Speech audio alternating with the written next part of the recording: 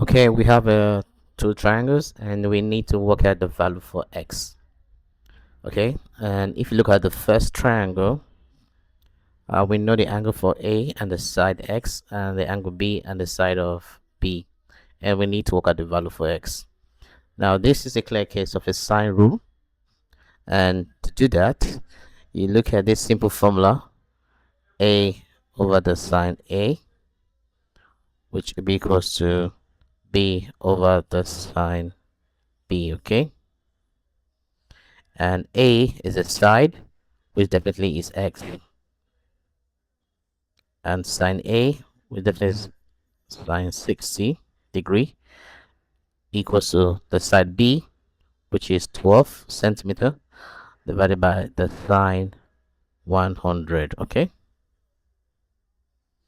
and now to get x, I will have to multiply sine 60 on the top of 12, so x definitely will be 12 times sine 60 degrees, and of course you divide this by sine 100. Okay, and of course to do this you need a calculator,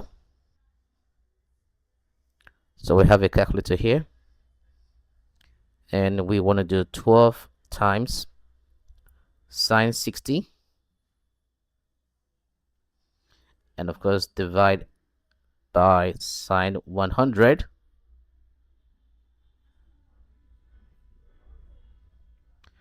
Okay, so you can see our answers.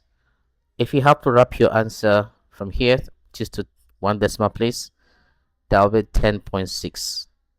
So that would mean that the side x has a length of 10.6 centimeter.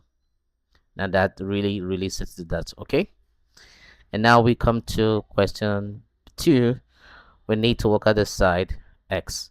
Now one thing we could also do, we could say, you know what, x, okay, the side x divided by the sine of angle 40, and b here is side 10 with the angle of sine 70 degrees. And of course to get x, you multiply 10 times sine 40, and of course divide everything by sine 70 degrees. Okay, and because we're using the calculator, we'll have this calculator here on the left. Okay, so begin again. 10 times sine 40 and divide that by sine 70. And when you do that, you find your answer as 6.84. But if you want to leave your answer just to one decimal place, you will leave it just to 6.8. So x here is 6.8 centimeter.